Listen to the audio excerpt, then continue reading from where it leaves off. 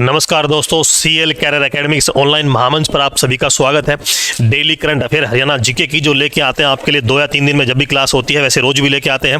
तो जो क्वेश्चन है वो इस सेशन में कवर करेंगे। बहुत अच्छा सेशन रहने वाला है, बहुत इंपॉर्टेंट क्वेश्चन है।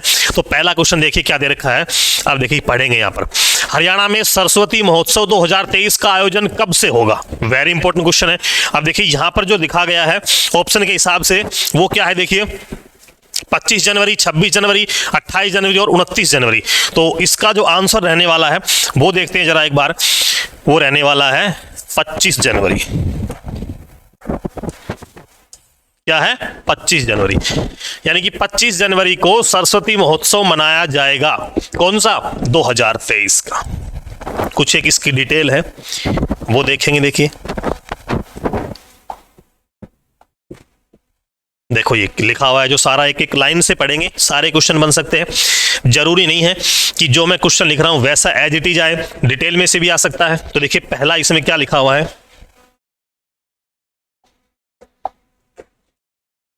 25 जनवरी 2023 को सरस्वती महोत्सव का आयोजन यमुनानगर के आदि बद्री में 21 कुंडीय हवन के साथ किया जाएगा। अब यहां पे क्या लिखा है, आयोजन कहां होगा?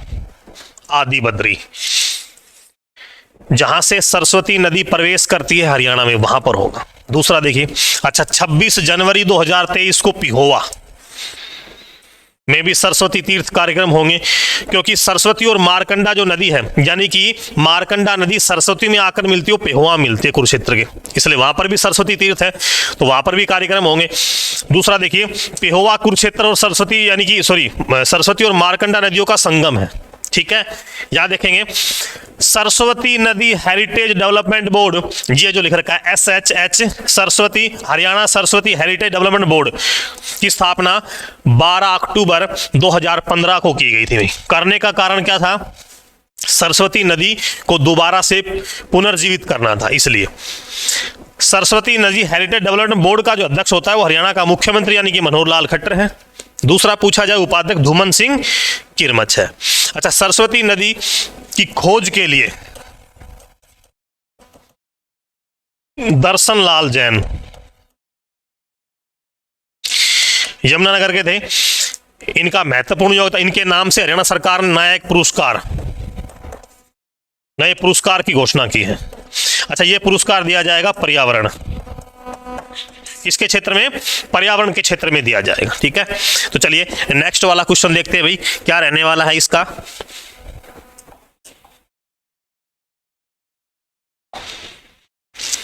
हरियाणा के कितने जिलों में श्री विश्वकर्मा कौशल विकास विश्वविद्यालय की तर्ज पर इनोवेटिव स्कूल खोले जाएंगे? ठीक है, की तर्ज पर इनोवेटिव स्कूल खोले जाएंगे। तो यहां देखिए क्या रहने वाला है, उसका आंसर रहेगा 10। क्या रहेगा? 10 इनोवेटिव स्कूल खोले जाएंगे, स्किल स्कूल। अब कुछ इसके बारे में डिटेल नीचे मैं आपको बता देता हूं। देखिए हरियाणा कौशल विकास जो विश्वविद्यालय, उसका नाम क्या है? विश्वकर्मा के नाम पर है। कहां है ये? पलवल में 2016 में स्थापित किया गया था भाई। गांव कौन सा है? दुधौला। और भारत का पहला कौशल विकास विश्वविद्यालय है। इसके वाइस चांसलर वीसी कौन है? राज नेहरू। और मोटो क्या है, यानी कि जो आदर्श वाक्य होता है एक तरह से, योग कर्मशु कौशलम। क्या है? योग कर्मशु कौशलम। चलिए नेक्स्ट वाला देखेंगे भाई। हरियाणा सरकार किस प्रकार की जमीनों का मालिकाना हक कब्जेदार को देने की तैयारी में है? ये दोनों रहेगा। देखिए सरकार ने क्या किया है कि पंचायती जमीन पर बहुत पहले से जो लोग काबिज हैं, यानी कि 1947 से है, 50 से है या उसके बाद से भी है, लेकिन वो जमीनें बाद में पंचायतों को दे दी गई, लेकिन कब्जेदारी वही लोग रहे। तो सरकार ऐसे लोगों को क्या करेगी? पंचायती जमीन का हक देगी। इसी तरह जैसे फरीदाबाद में बहुत सी कॉलोनियां हैं जो पंचायतों की जमीन पर, नगर निकायों की जमीन पर बनी हुई हैं, वो एज द रूल कि वो जमीनें नाम तो पंचायत जो नगर निकाय के हैं, लेकिन वहां पर रहने वाले लोग बहुत सालों से रह रहे हैं, 50-50, 60-60 सालों से रह रहे हैं, तो उनको ये जमीनें देने का कार्य करेगी कौन? हरियाणा सरकार। हरियाणा के पंचायत मंत्री देवेंद्र सिंह बबली, अभी ध्यान रखना कौन है? देवेंद्र सिंह बबली है। अच्छा, इनका जो विधानसभा क्षेत्र है वो है टोहाना। अभी बीच में देखिए काफी दिनों से विवाद चल रहा है कि देवेंद्र सिंह बबली ने जो पंचायतों में सरपंच को जो पावर थी पैसा खर्च करने की, वो 2 लाख रुपए रख दी है कि सिर्फ 2 लाख रुपए तक खर्च कर सकते। पहले ये पावर कितनी थी? पहले ये थी 20 लाख रुपए तक। क्या थी? 20 लाख रुपए तक खर्च कर सकते, अब सिर्फ क्या है 2 लाख पर 2 लाख रुपए तक खर्च कर सकते हैं। हरियाणा में कुल पंचायतें 6200 कितनी है? 28। और सबसे अधिक गांव यमुनानगर में कितने हैं? सॉरी, ग्राम पंचायत है 490, यमुनानगर जिले में है, ध्यान रखना है भाई। चलिए भी अगले वाला क्वेश्चन देखेंगे। और एक बात और, हरियाणा में पंचायत चुनाव में महिलाओं को जो आरक्षण है, महिलाओं को आरक्षण रिजर्वेशन कितना है? 50% है भाई। कितना है? 50% आरक्षण है। गोवंश का पुनर्वास करने के लिए हरियाणा सरकार किस जिले में एक पायलट प्रोजेक्ट शुरू करेगी? तो आंसर है उसका पंचकुला। अब देखिए, आवारा जो गोवंश हैं, जो गाय हैं जो भटकती हैं, उनके पुनर्वास के लिए पंचकुला में क्या चलाया गया है? पायलट प्रोजेक्ट चलाया गया है कि वो गायें जो क्या है, यानी कि शहरों में घूमती हैं, गाँव में घूमती हैं, ठीक है, लेकिन वो गौशाला की नहीं है। तो आवारा जो पशु है, गोवंश है, उसके संरक्षण के लिए, सॉरी, उनको पुनर्वास के लिए क्या किया गया? पंचकुला में पायलट प्रोजेक्ट आधार पर एक प्रोजेक्ट शुरू किया गया है। अब देखिए, उनके रहन सहन की व्यवस्था की जाएगी, वहां पर खाने पीने की होगी व्यवस्था। अब देखिए, हरियाणा गौ सेवा आयोग के अध्यक्ष हैं जी, वो है श्रवण कुमार गर्ग। कौन है? श्रवण कुमार गर्ग है। हरियाणा में सबसे अधिक गौशाला व गायों की संख्या सिरसा जिले में है। और पूछ लीजिए, हरियाणा में सबसे अधिक जो गाय की एक नस्ल होती है साहिवाल, अगर ये पूछ लिया जाए वो भी कहाँ है? सिरसा जिले में सबसे अधिक है। गौ संवर्धन व संरक्षण नियम 2015 में आया था। इसके तहत हरियाणा में गौ हत्या बंद है। 3 साल से 10 साल तक की सजा का प्रावधान, जुर्माना अलग से। हरियाणा में कृषि पशुपालन मंत्री जेपी दलाल है और इनका जो निर्वाचन क्षेत्र है वो है लोहारू, लोहारू विधानसभा से भाई। चलिए नेक्स्ट वाला क्वेश्चन देखेंगे। 5, हरियाणा और महाराष्ट्र की सरकारों ने मिलकर 14 जनवरी को क्या मनाया है? तो देखिए यहां पर क्या लिखा गया है? मराठा शौर्य दिवस। क्या बनाया गया है? मराठा शौर्य दिवस। इसकी डिटेल देखेंगे नीचे। देखिए 14 जनवरी 1761 को पानीपत में एक जगह है कालाअंब, तो ये ध्यान रखना, पानीपत में एक जगह है कालाअंब, अहमद शाह अब्दाली और मराठों के बीच पानीपत का तीसरा युद्ध लड़ा गया था। तारीख कौन सी है? 14 जनवरी 1761। 14 जनवरी 2023 को 262वां शौर्य दिवस मनाया गया। यह भी ध्यान रखना, कितना है? 262वां शौर्य दिवस मनाया गया। एक कालाअंब है, वो कहां पर है? वो अंबाला में भी है। क्या होता है? यहां से मारकंडा नदी हरियाणा में प्रवेश करती है भाई। एक कालाअंब पर्यटक स्थल है और एक स्थान है जहां से मारकंडा नदी हरियाणा में प्रवेश करती है। चलिए नेक्स्ट वाला क्वेश्चन देखेंगे। हरियाणा राजस्व आयोग का चेयरमैन किसे बनाया गया? ऑप्शन पढ़ेंगे आराम से, फिर दीजिए इसका जवाब क्या रहने वाला है। देखिए, रणधीर गोलन, शिव कुमार मेहता, वीएस कुंडू, इनमें से कोई नहीं। तो हरियाणा में राजस्व आयोग का जो है अध्यक्ष बनाया गया वीएस कुंडू को। ध्यान रखना भाई, किसको है? वीएस कुंडू। अंतरराष्ट्रीय सूरजकुंड मेला कब से कब तक लगेगा? तो अब की बार जो लगेगा ना वो होगा 36वां। कब से कब तक? 3 फरवरी से और 19 फरवरी तक लगेगा। 36वां लगेगा 3 फरवरी से 19 फरवरी तक लगेगा। अग्निशमन एवं आपात सेवा विभाग किसको दिया गया है? तो देखिए वो दिया गया दुष्यंत चौटाला को। ये जो विभाग है दुष्यंत चौटाला को दिया गया है, डिप्टी सीएम है हरियाणा के। तो देखिए जरा इनके बारे में कुछ डिटेल।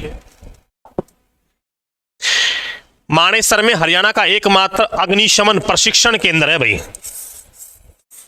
कहां पर है? मानेसर में, एकमात्र है हरियाणा में। दूसरा पूछ ले जाए मानेसर में और क्या है भाई? एनएसजी है, नेशनल सिक्योरिटी गार्ड 1984, वो भी हरियाणा में एकमात्र ही है। पूरे भारत का भी शायद एकमात्र यही होगा। अच्छा, दुष्यंत चौटाला हरियाणा के 6ठे मुख्यमंत्री बने थे। इनका निर्वाचन क्षेत्र या चुनावी क्षेत्र जींद का उचाना कला है। एक गांव और आता है उचानी कला। अच्छा, ये जो गांव है वो करनाल में है भाई। कहां पे? करनाल में। ये वही गांव है जिसको सबसे लास्ट में नवंबर 1970 में क्या किया गया था? बिजली से जोड़ा गया था। आखिरी गांव। जिसको बिजली से जोड़ा गया।